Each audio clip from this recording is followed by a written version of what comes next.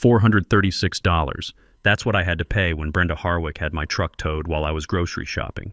I came home to tire tracks, and this woman standing there with the smuggest grin I've ever seen. My Honda Ridgeline was gone, dragged away because it was supposedly an eyesore. Then she did something that crossed every line.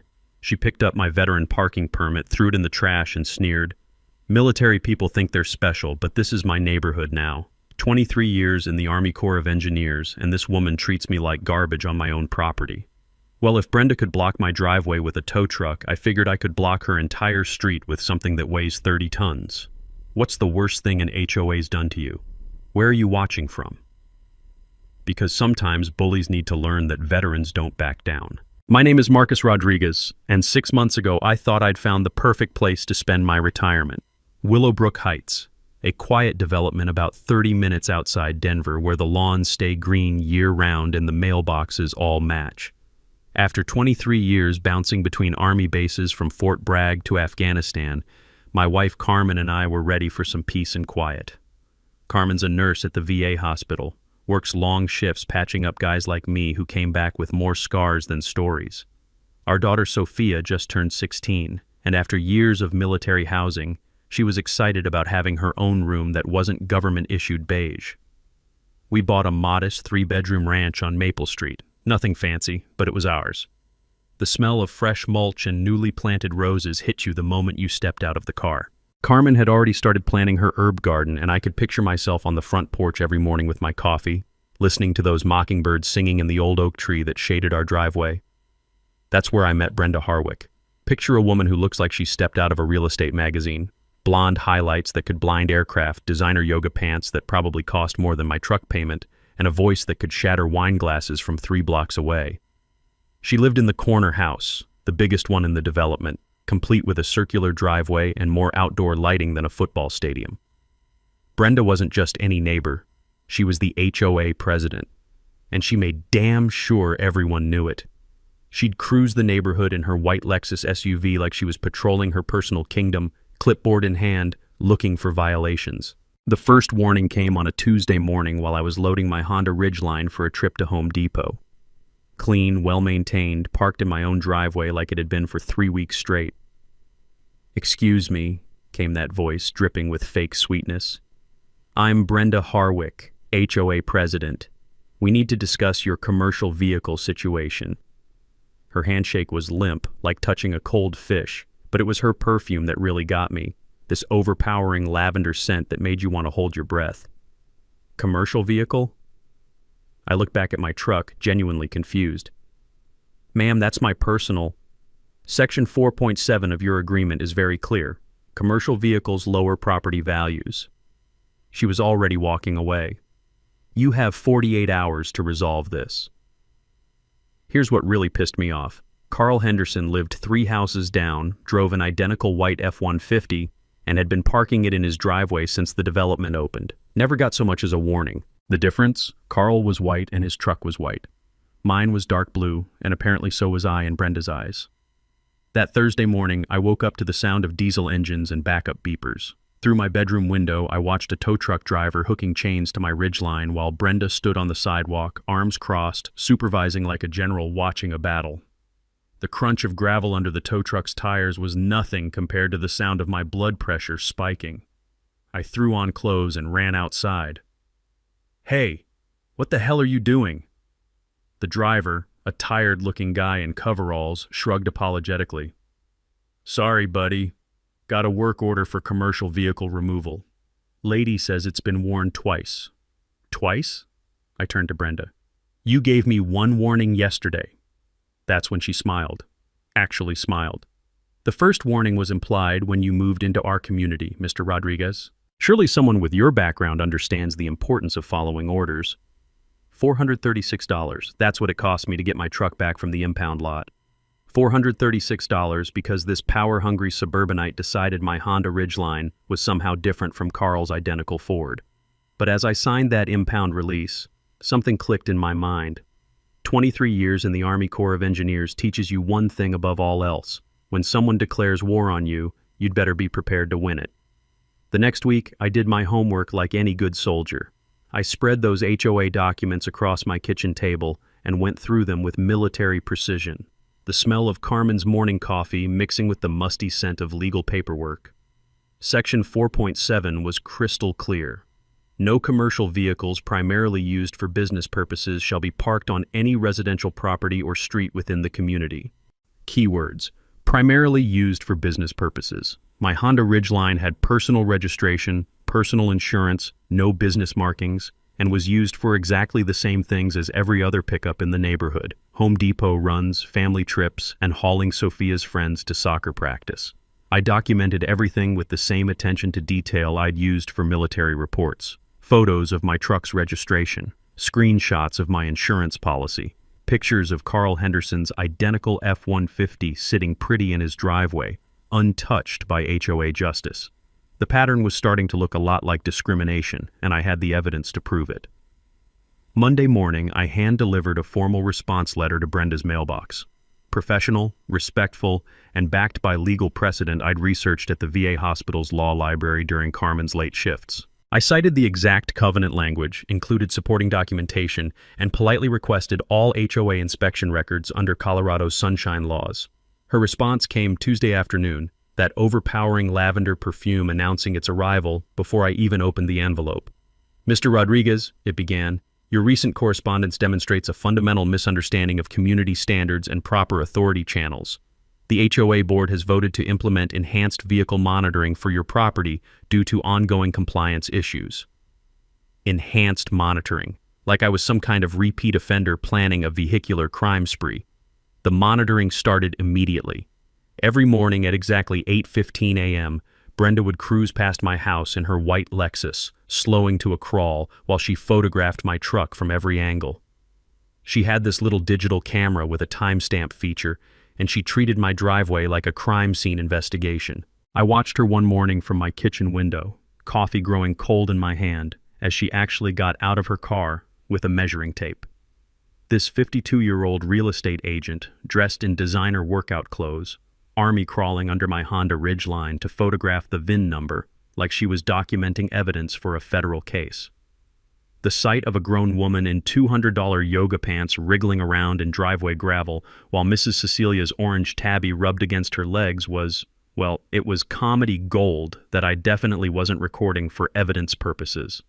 But Brenda's surveillance operation had one major flaw. She was playing amateur detective against a guy who'd spent 2 decades in actual hostile territory. I know a thing or two about counterintelligence. I installed a discrete security camera system that Thursday, nothing fancy, just enough to document the daily Brenda show. Within a week, I had hours of footage showing her measuring my truck, photographing my license plate, and conducting what could only be described as vehicular reconnaissance missions. Then came the twist I wasn't expecting. Friday morning brought the second towing notice, this time claiming my truck was parked improperly in violation of community aesthetic standards. The truck was parked exactly where it had been every day for a month, centered in my driveway, 2 feet from the garage door, perfectly parallel to the house. But here's where Brenda made her first real mistake. She used a different towing company. When I called to complain, the dispatcher was refreshingly honest. "Yeah, we got a call about an abandoned vehicle," he said, his voice carrying that tired tone of someone who'd seen this game before. "Lady claimed it hadn't moved in over 2 weeks, but our driver said the engine was still warm when he got there, and there were fresh tire tracks in the driveway. Seemed fishy, but we had a valid work order." Abandoned vehicle, my truck that I drove to the grocery store literally every other day. The fees had mysteriously increased to $425 plus daily storage. When I asked why, the impound clerk just shrugged. "HOA complaints get priority pricing. Your association pays extra for immediate response." My association.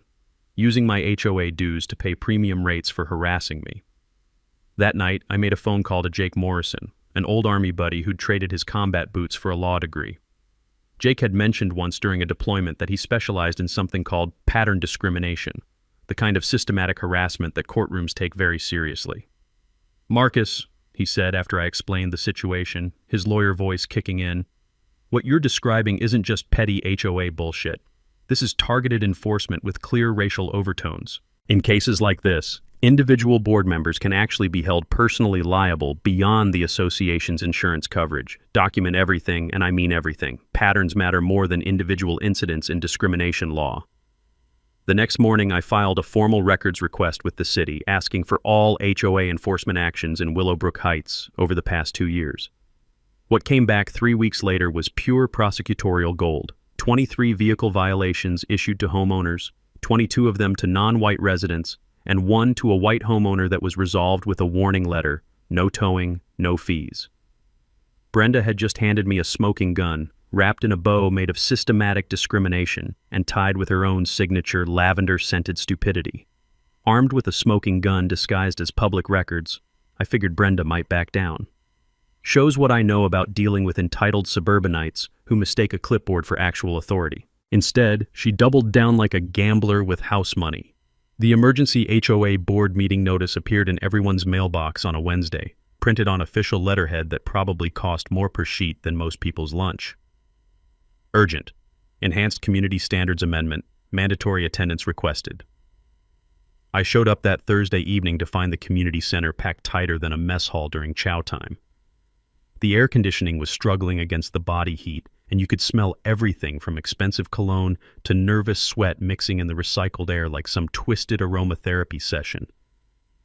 Brenda had prepared like she was addressing the UN Security Council.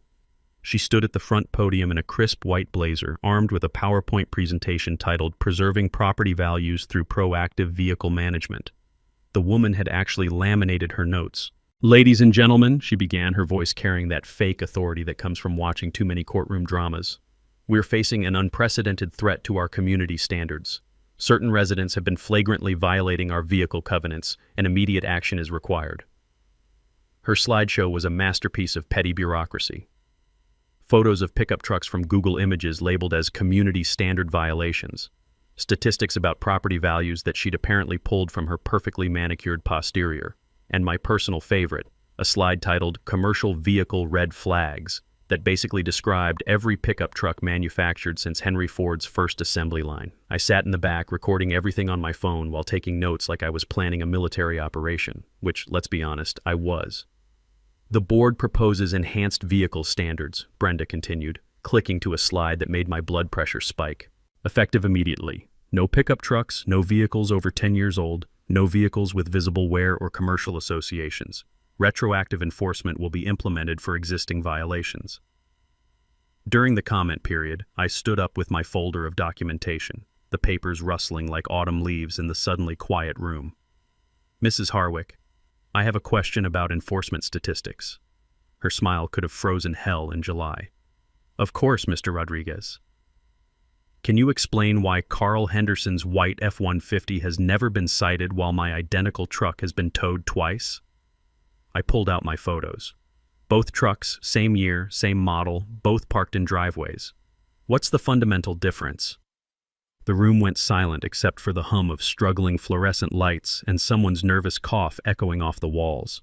Brenda's face flushed red beneath her foundation like a thermometer hitting fever levels. "Mr. Henderson's vehicle doesn't present the same aesthetic concerns," she stammered. "What aesthetic concerns specifically? They're mechanically and visually identical trucks." That's when board member Janet Walsh, a retired teacher who'd been suspiciously quiet, spoke up with the authority of someone who'd spent 30 years managing teenagers. "Brenda, I've driven past both properties multiple times. Marcus is absolutely right. Those trucks are essentially twins." Another board member, Tom Bradley, shifted uncomfortably in his seat like he was sitting on thumbtacks. "Are we completely sure about these enforcement statistics? Because if there's a documented pattern..." I could see Brenda losing control of her carefully orchestrated meeting faster than a house of cards in a hurricane. Time to twist the knife. "I've filed a formal records request with the city," I announced, my voice carrying across the packed room like a drill sergeant's morning reveille.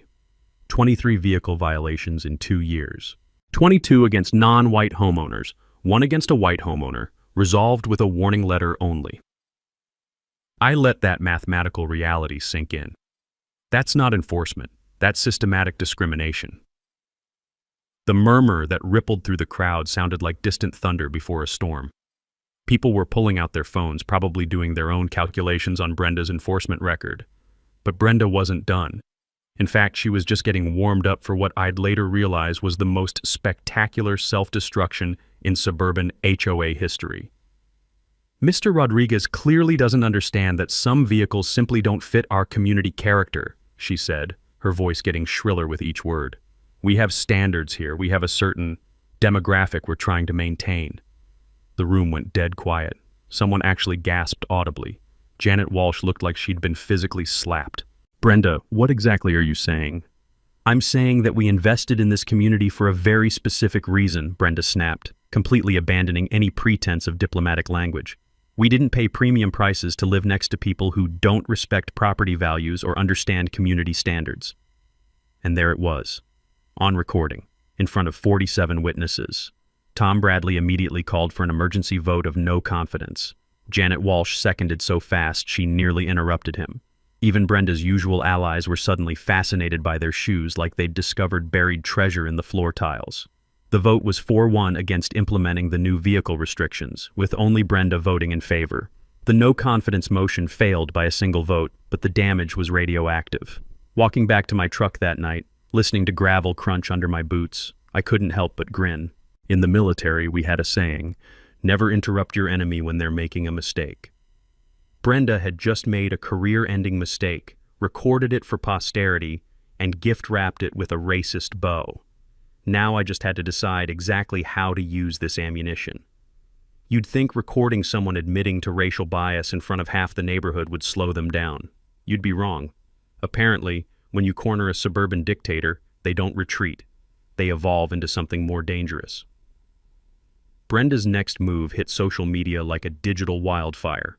It started on Nextdoor with anonymous posts from concerned residents about declining neighborhood standards and certain new residents who don't understand community values. The language was coded, but the message was neon bright. Screenshots started flowing into my phone from neighbors who recognized Brenda's signature style, unnecessary capitalization and exclamation points that made her posts read like manifesto drafts. Does anyone else feel like our beautiful community is being invaded by people who don't share our values? One post screamed. Some of us didn't pay premium prices to live next to those people who park their eyesore vehicles wherever they want. Carmen discovered the Facebook community group posts while researching preschools, the smell of her stress-baking cinnamon cookies filling the kitchen as she compiled screenshots. Honey, you need to see this racist dumpster fire, she called, her voice carrying that particular tone that meant someone was about to catch holy hell. The posts were a masterclass in suburban dog whistle racism. Recent demographic changes and cultural incompatibility and property value protection, all accompanied by blurry photos that might have been my truck if you squinted hard and possessed a vivid imagination for persecution. But here's where Brenda made her second catastrophic mistake. She got sloppy.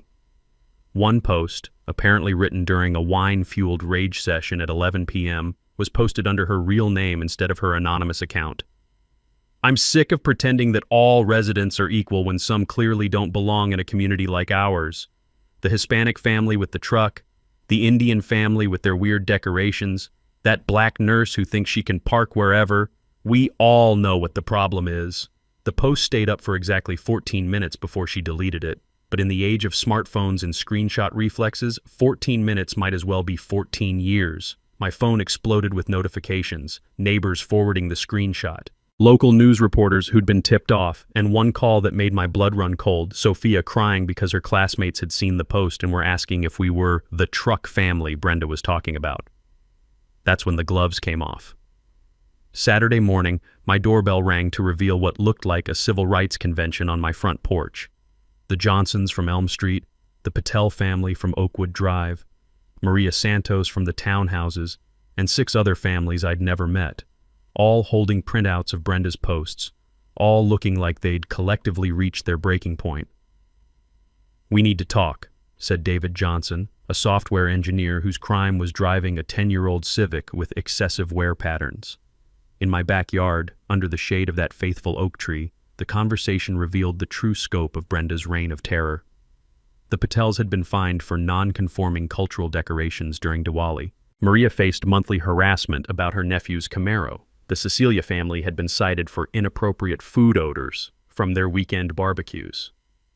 She's not just targeting vehicles, Maria said, still in her nurse scrubs after a 12-hour shift. She's targeting anyone who reminds her that America doesn't look like her country club. That's when I dropped the bombshell that changed everything. She just handed us a federal case, I announced, pulling out my phone to show them the screenshot of her deleted post. That rant she posted? It's not just racism, it's documented housing discrimination under federal law. The silence was deafening except for Mrs. Cecilia's sharp intake of breath. I called Jake Morrison on speaker, his lawyer voice immediately shifting into high gear when I read him Brenda's post verbatim. "Jesus Christ, Marcus," he said, his professional composure cracking. "She just admitted to systematic racial targeting in writing. This isn't an HOA dispute anymore. This is a federal civil rights violation, the kind that triggers FBI investigations and criminal charges." Jake explained something I hadn't fully grasped. When housing discrimination becomes systematic and documented, it voids HOA insurance coverage and exposes board members to personal criminal liability. Federal prosecutors love cases with this much evidence. "How long before she realizes what she's done?" I asked. "Based on her pattern of escalation? She won't realize until the federal marshals knock on her door. People like this always think they're untouchable right up until they're not." That evening, grilling burgers while Sophia played guitar and Carmen planned our legal strategy at the patio table, I felt that familiar pre-mission calm. The sweet smell of barbecue smoke mixed with evening jasmine as I started planning something Brenda would never see coming. She thought she was fighting some immigrant veteran who didn't know his rights. What she'd actually done was hand a combat engineer enough ammunition to level her entire world. And I was just getting started. 3 weeks into building my federal case, I was drowning in paperwork at the county clerk's office when I found something that made me drop my coffee cup so hard it cracked against the linoleum floor. Buried in page 47 of the original Willowbrook Heights development agreement, hidden in legal language drier than Arizona summer, was a clause that made my hands shake. Developer agrees to maintain 15% affordable housing units in perpetuity to comply with HUD financing requirements. The musty smell of old documents and spilled coffee filled my nostrils as I read the line again and again. 15% affordable housing. In a development of 200 homes, that meant 30 units had to remain designated for working families, veterans, and moderate-income residents. I looked around the cramped clerk's office, fluorescent lights buzzing overhead like angry wasps, and realized I might have just found a nuclear weapon disguised as bureaucratic paperwork. Current affordable housing units in Willowbrook Heights, 0, not 1. Not a single goddamn unit. My hands were actually trembling as I photocopied the documents, the machine's bright flash illuminating what amounted to a $2.8 million federal fraud scheme that had been running for 8 years. Back home, I spread the papers across my kitchen table like evidence from a crime scene. The math was beautiful in its simplicity and terrifying in its implications. The federal government had provided HUD financing specifically for affordable housing that simply didn't exist. But here's where my blood turned to ice water. My house, according to the original federal filing, was Lot 47, designated as Affordable Housing Unit Number 12. I called Jake Morrison, my voice barely steady. "Jake, I need you to sit down." "I'm already sitting. What did you find?" "This entire development is built on federal fraud. They took $2.8 million in HUD money for affordable housing and then systematically excluded every qualified resident through HOA harassment." The silence on the other end lasted so long I checked if the call had dropped. "Marcus," Jake's voice came back in a whisper, "are you telling me Brenda has been trying to illegally evict you from your own federally designated affordable housing unit?" "That's exactly what I'm telling you. And here's the beautiful part. Her real estate company handled the original sales. She's known about this requirement for 8 fucking years." Jake's sharp intake of breath cut through the phone line. "Jesus Christ. That's not discrimination anymore. That's organized federal fraud, wire fraud, HUD violations, conspiracy charges that carry 20-year federal sentences." Over the next hour, Jake painted the legal picture in terms that made my combat engineer brain sing with tactical possibilities. When developers accept federal affordable housing money and then systematically exclude those residents, it becomes a federal RICO case. When HOA boards knowingly participate through discriminatory enforcement, they become criminal co-conspirators. The beauty of this discovery, Jake explained, his lawyer voice barely containing his excitement, is that your VA loan qualified you for the original affordable housing program. Brenda wasn't just harassing some random veteran, she was committing federal crimes to remove a legally protected resident from his designated unit. The financial destruction would be complete. HUD could demand immediate repayment of $2.8 million plus penalties reaching $15 million. The HOA's insurance wouldn't cover federal fraud, leaving individual homeowners personally liable for the full amount. How long before federal agents knock on her door? I asked, watching evening shadows stretch across my legally protected driveway. HUD investigations are thorough and merciless. Once they start auditing, they reconstruct every transaction, every bank record, every conversation for the past decade. That night, sitting on my front porch listening to the suburban symphony of sprinklers and settling houses, the irony was almost poetic. Brenda had spent months trying to force out a guy who was literally supposed to be here under federal law. If she'd just left me alone, I never would have dug deep enough to uncover her decade-long federal crime spree. Sometimes the sweetest revenge is simply handing your enemies the rope they've been braiding for themselves. With federal fraud charges hanging over Brenda's head like a guillotine, most people would start planning their legal strategy. But I wasn't most people. I was a combat engineer who just discovered that while federal justice was inevitable, it was also slow. And sometimes when you're dealing with a neighborhood tyrant, you need something more immediate. That evening, I called an emergency meeting of what Maria Santos had started calling our Willowbrook Liberation Front, the 11 families Brenda had systematically targeted over the past 3 years. We gathered in my backyard under the old oak tree, the smell of Carmen's fresh coffee mixing with evening jasmine as I spread out my discovery like battle plans. The federal fraud evidence lay in neat stacks while David Johnson pulled up property law databases on his laptop.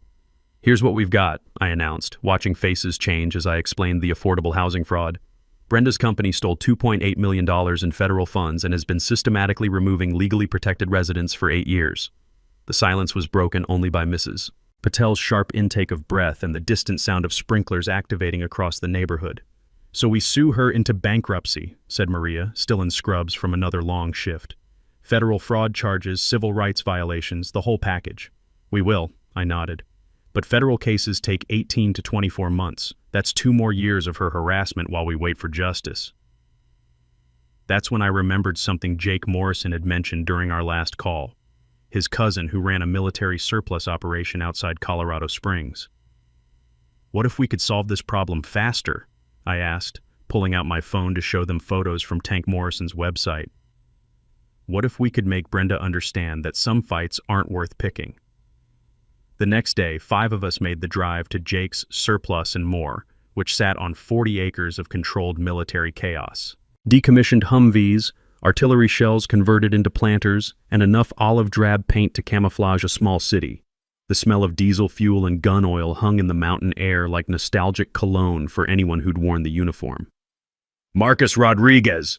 boomed Tommy, Tank Morrison, emerging from behind a stack of ammunition crates like Santa Claus had enlisted in the Marines. "Jake told me about your HOA situation. Said you might need some educational equipment." When Tommy pulled back the massive tarp covering Bertha, our little group fell silent.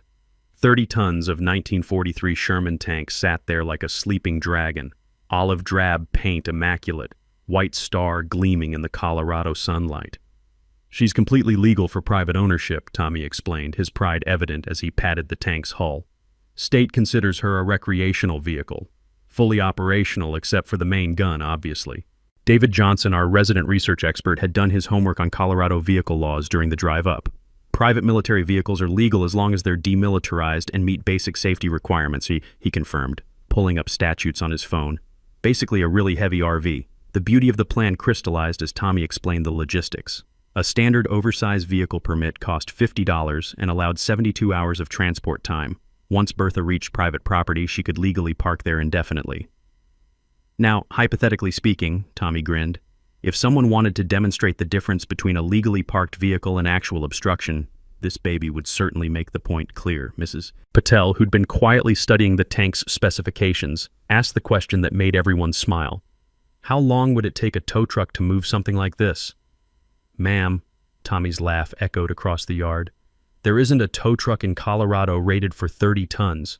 They'd need specialized heavy equipment that costs more per hour than most people make in a week. The rental agreement was straightforward. 7 days for $20,400, including delivery and pickup. Our group had already agreed to split costs, and the community fundraising through our Neighborhood Justice Fund had reached $3,200 in donations from fed-up residents. As we finalized details, Tommy shared one crucial piece of tactical advice from his own military days. The key to winning any engagement is choosing when and where to fight. Make them come to you, on your terms, with your advantages. The timeline came together perfectly. Federal investigators would need 30 days to process our complaint before launching their audit. That gave us a month-long window where Brenda would be vulnerable but not yet fully aware of her legal jeopardy. Bertha would arrive on a Thursday morning, positioned precisely on my property line where she'd block the main entrance to Brenda's cul-de-sac. Completely legal, absolutely immovable, and utterly impossible to ignore. Driving home through the Colorado foothills, watching sunset paint the mountains purple and gold, I felt that familiar pre-mission calm. Federal justice would handle the long-term destruction, but sometimes a neighborhood needs immediate education about respecting property rights. Brenda thought she was playing chess with immigrants and minorities who didn't understand American law. She was about to learn that some of us understood it better than she did, with significantly more firepower to back up our legal arguments. News travels fast in suburban neighborhoods, especially when it involves federal investigations and tank rentals. What I didn't expect was how quickly Brenda would unravel once she realized the scope of her legal jeopardy. The first sign came Monday morning when I spotted her car parked outside the county clerk's office during my morning run. By the time I circled back, she was storming out of the building, clutching a stack of papers and looking like someone had just explained quantum physics using interpretive dance. She'd found the federal fraud evidence. All of it. Tuesday brought the emergency HOA board meeting notice, hand-delivered by a nervous teenager who apologized 3 times before escaping on his bicycle. Urgent. Legal compliance review, mandatory executive session. I wasn't invited, but David Johnson was, as the board's newest member, elected during the last revolt against Brenda's vehicle harassment. His text updates throughout the meeting read like a real-time nervous breakdown. She's demanding we fire our lawyer to stop cooperating with federal investigators. Tom Bradley just told her that's obstruction of justice. She's screaming about property values and those people destroying everything we built. Janet Walsh is taking minutes. This is going to be evidence. The meeting ended with Brenda being voted out as president by a 4-1 margin, effective immediately. Her response, according to David, was to grab the HOA's corporate checkbook and storm out, claiming she was taking this to higher authorities who understand community standards. By Wednesday, I discovered what higher authorities meant when Channel 7 News called asking for comment on Brenda's media blitz. She'd been calling every local news station, radio show, and newspaper, claiming a dangerous military veteran was threatening the neighborhood with combat equipment. The interviews were pure suburban hysteria. Brenda, positioned in front of her perfectly manicured lawn, explaining to bewildered reporters that certain residents were planning to militarize our peaceful community with weapons of war. When pressed for details, her explanation devolved into coded racism sprinkled with second-hand military jargon. These people don't understand American values. They bring their foreign ways and their combat mentality into our neighborhoods. The reporters' faces during these interviews suggested they were witnessing something between a mental health crisis and a sociological experiment gone wrong. But Brenda's media campaign had an unintended consequence. It attracted attention from people who actually understood military equipment and veteran rights. Thursday morning, my doorbell rang to reveal a man in his 70s wearing a Vietnam Veterans Association cap and a grin that suggested he'd been waiting his whole retirement for this moment. "Son," he said, extending a weathered hand, "I'm Colonel Ray Hutchins, retired. Live about 10 miles south. Saw the news about your HOA troubles." Behind him stood 6 more veterans, ranging from Korea to Afghanistan, all looking like they'd found their new favorite hobby. "We hear you're having some difficulties with civilian appreciation for military vehicle ownership rights," Colonel Hutchins continued, his smile widening. "Thought you might appreciate some moral support." What followed was the most surreal planning session of my life. 7 military veterans strategizing the optimal deployment of a Sherman tank for maximum legal impact and community education. Colonel Hutchins had actually commanded Shermans during his second tour in Vietnam. Beautiful machines, he said, studying Tommy Morrison's photos with professional appreciation. 30 tons of diplomatic persuasion. The tactical advice was priceless. Position Bertha, where she'd be visible from the main street but technically on private property. Ensure clear emergency vehicle access. Document everything with multiple camera angles. And most importantly, let them make the first move. Never give them legitimate grounds for complaint.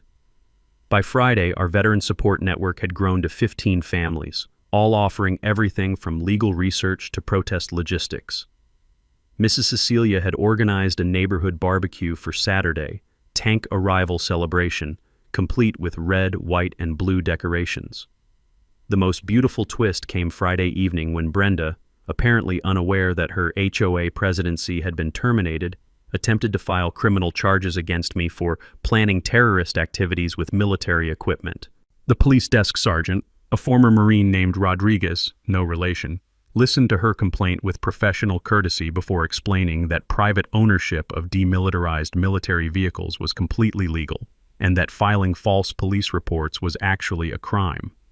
Brenda's response, screaming about Mexican conspiracies at a Hispanic police officer, earned her a formal warning about harassment and a suggestion that she might want to consult an attorney about her legal exposure. Saturday morning, as I watched the sunrise paint the mountains gold while sipping coffee on my front porch, everything was in position. Federal investigators would begin their audit Monday. Channel 7 was scheduled to cover Bertha's arrival live, and Brenda had successfully alienated everyone from the police department to her own HOA board. Sometimes the best military strategy is simply maintaining discipline while your enemy destroys themselves. Bertha would arrive in 72 hours, but Brenda had already lost the war. Sunday afternoon brought Brenda's final desperate gambit, and it was a masterpiece of suburban corruption that would have impressed a Chicago alderman. I was in my garage organizing tools when Sophia burst through the door, her eyes wide with the kind of excitement that usually preceded either very good or very bad news. "Dad, you need to see this," she said, holding up her phone with a video playing. Mrs. Cecilia recorded it from her kitchen window.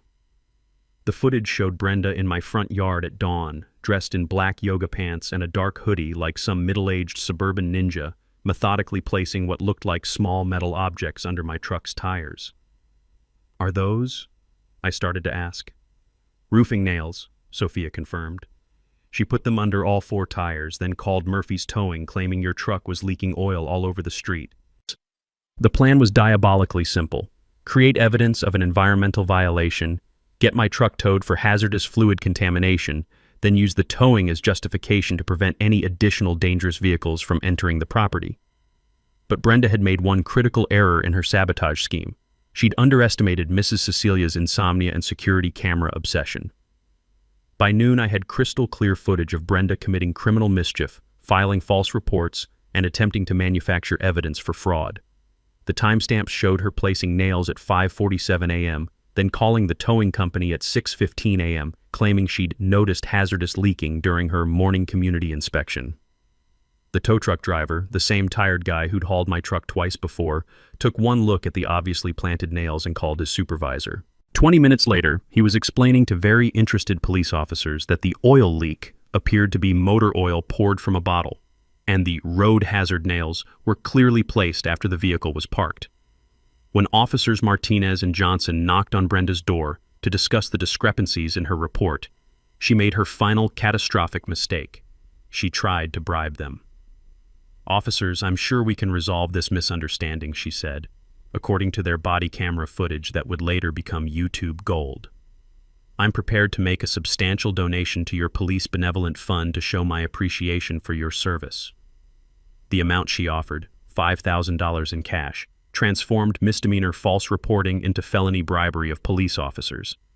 But even as handcuffs clicked around Brenda's wrists for the second time in a week, she wasn't finished. Her phone call from the county jail went straight to the mayor's office, where she apparently offered $20,000 in community improvement donations if he would intervene to stop the military vehicle situation. That conversation, recorded per standard municipal policy, added federal corruption charges to her growing collection of felonies. By Sunday evening, my phone was ringing off the hook with reporters, legal analysts, and what appeared to be half the internet asking for interviews about the suburban tank war that had generated more criminal charges than a mafia trial. The story had everything modern media loved: racial discrimination, military veterans, federal fraud, suburban entitlement, and a woman so committed to HOA tyranny that she'd apparently forgotten bribery was illegal. Monday morning brought the news that transformed everything from local entertainment to national outrage. Brenda's real estate license had been suspended pending investigation, and her brokerage was facing federal scrutiny for potential systematic housing discrimination practices. The investigation revealed that Brenda's company had been steering minority buyers away from certain developments for years, using coded language about community fit and cultural compatibility. The same discrimination she'd been practicing in Willowbrook Heights, she'd been implementing professionally across 3 counties. Tuesday delivered the final piece of Brenda's self-destruction. Her insurance company announced they were voiding all her policies due to criminal activity exclusions. Her homeowner's insurance, professional liability coverage, and legal defense fund all canceled simultaneously. The woman who'd spent months trying to destroy my financial security had somehow managed to eliminate her own in less than a week. Wednesday evening, as I sat on my front porch watching the sunset paint the mountains purple and gold, Jake Morrison called with news that made me smile wider than I had in months. "Marcus, you're not going to believe this," he said, barely containing his laughter. "Brenda's lawyer just contacted us about a settlement discussion." "Settlement for what? We haven't even filed the big lawsuit yet."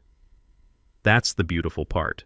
She wants to settle everything: the discrimination, the federal fraud, the criminal charges, before your tank arrives tomorrow. She's offering complete withdrawal from the neighborhood, full financial restitution, and a public apology.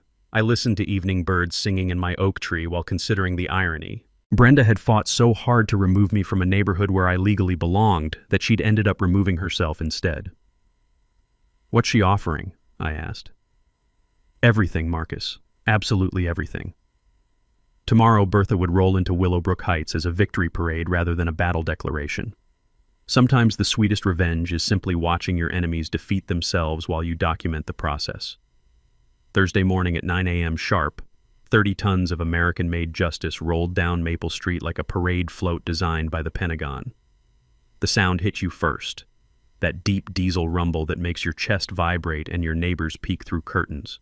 Then came the visual that would be replayed on news channels for weeks: a pristine 1943 Sherman tank, olive drab paint gleaming in the Colorado sunshine, white star prominent on the turret, rolling through suburban America like history coming home. I stood in my driveway wearing my dress uniform for the first time since retirement, watching 200 neighbors line the street with phones raised like digital salutes. Kids on bicycles followed the convoy at a safe distance while their parents live-streamed what Channel 7 was calling the most unusual property rights demonstration in Colorado history. Bertha's arrival was precision choreography. Tommy Morrison's escort vehicle led the way, followed by the heavy haul trailer carrying my new temporary roommate, then a convoy of 15 vehicles driven by veterans from 3 counties who'd decided this was their fight too. The timing was poetry. Exactly as the tank reached my driveway, 3 news vans pulled up, followed by police cars with officers who looked like they were trying very hard not to grin. Colonel Hutchins stepped out of his truck wearing full dress uniform, ribbons and all. "Permission to commence neighborhood education operations, sir?" I couldn't help but laugh. "Permission granted, Colonel. Let's show these folks what appropriate vehicle parking looks like." The crowd that gathered was bigger than any HOA meeting in Willowbrook Heights history. Neighbors I'd never met, veterans from across the state, reporters with cameras, and children whose eyes went wide at seeing an actual tank in suburbia. And then, like the climax of a perfectly scripted drama, Brenda arrived. She pulled up in her white Lexus, apparently released on bail that morning, took one look at 30 tons of tank positioned exactly on my property line, and lost whatever remained of her composure. "This is illegal!" she screamed, marching across my lawn in yesterday's designer clothes and what appeared to be severe emotional distress. "You can't park military weapons in a residential neighborhood." Officer Martinez, the same cop she'd tried to bribe 3 days earlier, stepped forward with his body camera recording. "Ma'am, the vehicle has all proper permits and is legally parked on private property." "I don't care about permits," Brenda shrieked, her voice reaching frequencies that made dogs across the neighborhood howl in sympathy. This is harassment. This is terrorism. This is a legal recreational vehicle," I interrupted, walking over with my registration paperwork and Tommy Morrison's rental agreement. "Same as an RV, just with more historical significance." The crowd fell silent except for the tank's diesel engine purring like a 30-ton cat. News cameras zoomed in as Brenda's face cycled through shades of red that would have impressed a lobster. "You did this to destroy our community," she accused, pointing at me with a trembling finger. "You and your people are trying to turn this neighborhood into some kind of military compound." That's when that's Cecilia, all 5 feet of her, stepped forward with the confidence of someone who'd survived actual war zones. "Mrs. Harwick," she said, her voice carrying across the silent crowd, "Marcus is the only one here who's never tried to destroy anything. You're the one who's been terrorizing families, filing false reports, and stealing federal money for years." The murmur of agreement from the crowd sounded like distant thunder. Phones continued recording as Brenda's public meltdown reached nuclear levels. "I built this community," she screamed. "I protected property values. I maintained standards. And now you're all supporting this. She gestured wildly at me, searching for words that wouldn't sound explicitly racist on camera. That's when Jake Morrison stepped out of the crowd, looking every inch the federal prosecutor he'd become. "Mrs. Harwick, perhaps this isn't the best venue for public statements, considering your pending criminal charges." The mention of federal crime seemed to snap something in Brenda's brain. She turned to the news cameras with the desperate energy of someone whose world was collapsing in real time. "This is America," she declared, as if that explained everything. "I have rights. I have property values to protect. I shouldn't have to live next to people who don't understand our way of life." The silence that followed was deafening. Even the tank's engine seemed to idle more quietly, as if mechanical sympathy was possible. Channel 7's reporter, a young woman who'd probably never seen racism this naked outside of history documentaries, stepped forward with her microphone. "Mrs. Harwick, are you saying that Mr. Rodriguez, a 23-year Army veteran, doesn't belong in this neighborhood because of his ethnicity?" Brenda's response would be replayed millions of times across social media. "I'm saying some people just don't fit with our community standards, and if you can't see the obvious difference, then you're part of the problem too." The crowd's collective gasp was audible. Officers Martinez and Johnson exchanged looks that suggested Brenda had just provided excellent evidence for her upcoming federal discrimination trial. Colonel Hutchins stepped forward, his dress uniform creating a stark contrast to Brenda's disheveled appearance. "Ma'am," he said with military precision, "that tank represents American values, freedom, justice, and the right of every citizen to live peacefully without harassment." He paused, letting that sink in. "Maybe you should consider which one of you actually belongs in this neighborhood." The applause started slowly, then built to a roar that echoed off houses and probably registered on seismographs. 6 months later, Willowbrook Heights looked like a completely different neighborhood. Not because anything physical had changed, but because everything social had transformed. Brenda Harwick pled guilty to federal fraud, state bribery charges, and civil rights violations in a plea deal that sent her to federal prison for 18 months. Her real estate company paid $2.8 million in restitution to the federal government and an additional $500,000 in civil rights settlements to the families she'd targeted. The HOA board, now led by Janet Walsh with David Johnson as vice president, implemented the most progressive anti-discrimination policies in Colorado. The new bylaws included mandatory bias training, transparent enforcement reporting, and a community ombudsman program that I helped design using military conflict resolution principles. My house, along with 29 others, was officially designated affordable housing under federal oversight. The program now serves teachers, nurses, veterans, and working families who make our community stronger rather than more expensive. Property values actually increased once word spread about our most welcoming neighborhood in the county reputation. The federal investigation expanded beyond our development, ultimately exposing a network of discriminatory practices across 3 counties that resulted in 17 additional prosecutions. Brenda's case became a textbook example in law schools teaching housing discrimination law. But the real transformation happened in the relationships between neighbors who'd never spoken before that day. Mrs. Cecilia started hosting weekly coffee mornings where residents share cultural traditions and neighborhood concerns. The Patel family's Diwali celebration became a community-wide festival. Maria Santos organized a neighborhood medical response team drawing on residents' healthcare experience. Sophia, now a high school senior, wrote her college application essay about watching her father stand up to systematic racism using legal strategy, community organizing, and appropriate visual aids. She was accepted to West Point with a full scholarship. Apparently, admissions officers appreciate applicants whose families demonstrate practical civic engagement. Carmen established the Willowbrook Veterans Support Network, providing healthcare navigation services for military families across the county. Her program has helped over 200 veterans access benefits and services they'd struggled to find on their own. The tank, meanwhile, became a neighborhood legend. Bertha made 3 more appearances: Memorial Day, Veterans Day, and the first anniversary of what residents now call Tank Day. Tommy Morrison eventually donated her permanently to the local VFW post, where she serves as the centerpiece for their military history education program. Channel 7's original news story won a regional Emmy for outstanding coverage of community issues.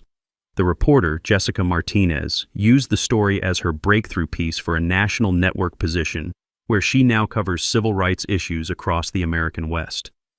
Most satisfying of all was the community project we launched with the settlement money. The Willowbrook Fairness Fund provides legal assistance to families facing HOA discrimination anywhere in Colorado. We've helped 43 families fight bogus violations, prevented 6 illegal evictions, and forced 12 other developments to comply with federal housing requirements. The fund also sponsors an annual scholarship for military veterans pursuing engineering degrees. This year's recipient was a young woman from Afghanistan whose family was targeted by their HOA until our legal team got involved. Last month, I received a call from a veteran in Florida whose condo association was harassing disabled residents. "I heard about your tank solution," he said. "Any advice for dealing with HOA tyrants who think wheelchairs are eyesores?"